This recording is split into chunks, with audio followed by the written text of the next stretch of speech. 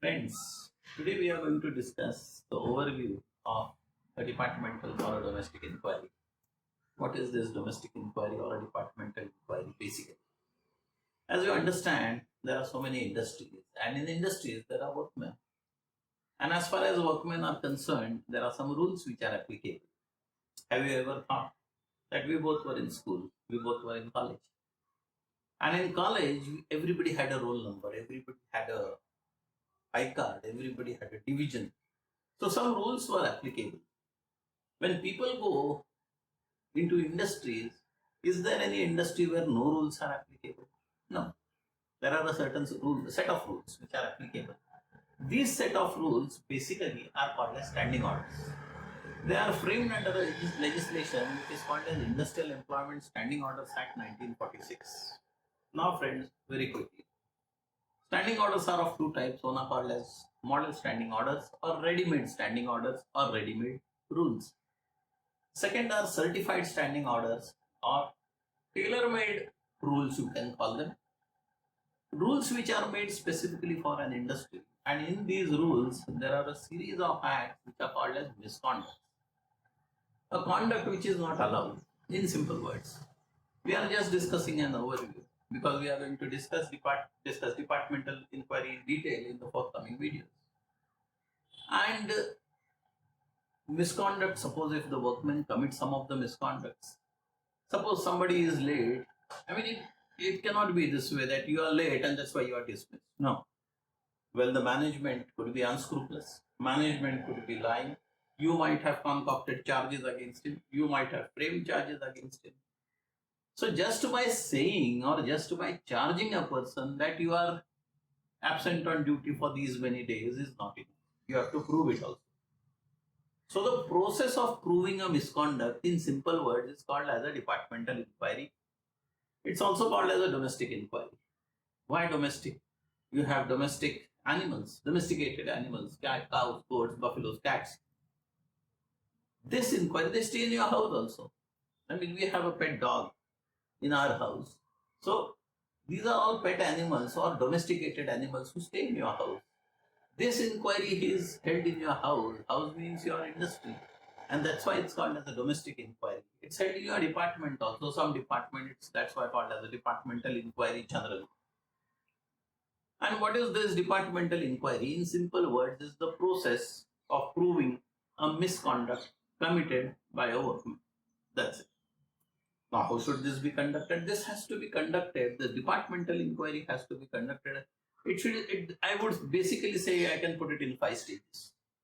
First is you have to give the concerned person, it would be in the fitness of things that you give him a show cause notice.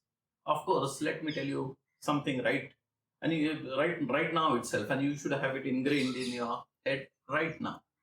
That is, the total inquiry has to conform to the principles of natural justice. And the total inquiry has to also conform to the standing orders. See, there could be two different companies which may have different standing orders, different rules. But then you have to stick to the standing orders. What is the mandate of the standing orders? That is to be followed. Secondly, natural justice. Natural justice is to be followed. Basically, it is enshrined into two maxims. One is audi alteram partem, hear the other party. How much intelligence, how much brilliance is required that before you punish a workman, you have to give him a hearing. So a hearing is a must. Hearing should be by an impartial tribunal. And this brings in the second principle of natural justice, that is, nemo debet, esse judex, in propria causa. Nobody can be a judge in his own cause. A cat cannot be of the jury at a rat's trial. A cat is interested in the rat. So if you are interested in the litigation, you are already biased. So this is in general as to what could be natural justice. And the third one, which is refined and which can be found in the judgments, is fairness in procedure. Your procedure has to be fair. You have declared the rules of the game, so just adhere, just stick to the rules of the game. Be fettered to the rules of the game. And if you go haywire here and there, if you deviate from it, well then, you always have to remind yourself, am I in consonance with natural justice or am I deviating from natural justice, because that is not allowed. After this, friends, then you have to charge the workman. You are charged with what? Then you have to again refer the standing order, section of the standing order, see as to what is the misconduct, explain the misconduct. Misconduct is to be understood by the workman. And once he understands, then only he is in a position to make a representation. Think of a situation, I gave a charge sheet to a workman in Japanese and he does not understand Japanese. So first and foremost, you have to understand that it's put in a language which he understands. And again, for which you have to see the standing orders. What's enshrined in the standing orders. And then after your charge sheet is over, then what you do? After the charge sheet is over, you give him an opportunity to reply the charge sheet. And if the reply is satisfactory, well, yes, we want good people. Why should I proceed after some workman? I'm not that a cruel employer. Why should I go after him? Leave the matter there and then. But it can so happen that the answer to the charge sheet is not at all satisfactory. And it is here the management says that yes, we want to probe into the misconduct. So an inquiry officer is appointed. He essentially is an impartial person. Then at times there is a presenting officer also to present the case of the management before the inquiry. And then the inquiry proceeds. The onus to conduct the inquiry is on the management. The union is nowhere empowered or no work. Some other workman is also not empowered to hold the inquiry. It's the management's prerogative.